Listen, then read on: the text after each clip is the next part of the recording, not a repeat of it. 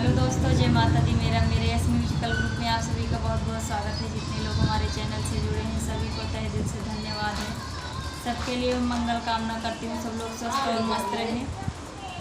नवरात्रि की ढेर सारी शुभकामनाएं। माता रानी सबकी झोली भरे। तो एक बहुत ही प्यारा भजन लाई हूँ माता जी का। जैसा होगा आप लोग कमेंट में ज़रूर बताइएगा।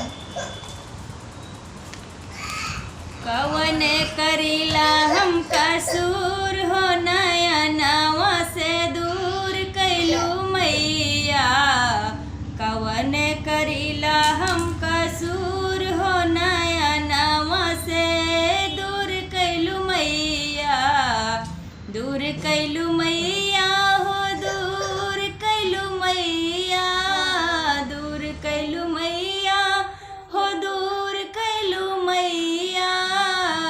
कवन करीला हम कसूर हो, नया नवा से दूर कैलू मैया।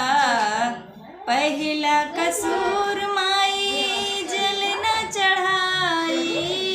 पहिला कसूर माई जल न चढ़ाई। मछली ने किया मजबूर हो, नया नवा से दूर कैलू मैया। मछली ने किया मजबूर हो, नया नवा से दूर कैलू मैया। कवन करीला हम कसूर हो, नया नवा से दूर कैलू मैया। दूसरा कसूर माई फूल ना चढ़ाई। दूसरा कसूर माई फूल ना चढ़ाई। भंवरे ने किया मजबूर हो, नया नवा से दूर कैलू मैया। भंवरे ने किया मजबूर हो, नया नवा से दूर कैलू मैया। कवन करीला हम कसूर हो, नया नवा से दूर कैलू मैया। तीसरा कसूर मैया दूध न चढ़ाई।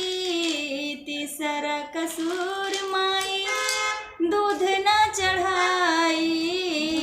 बछड़े ने किया मजबूर हो, नया नवा से दूर कैलू मैया।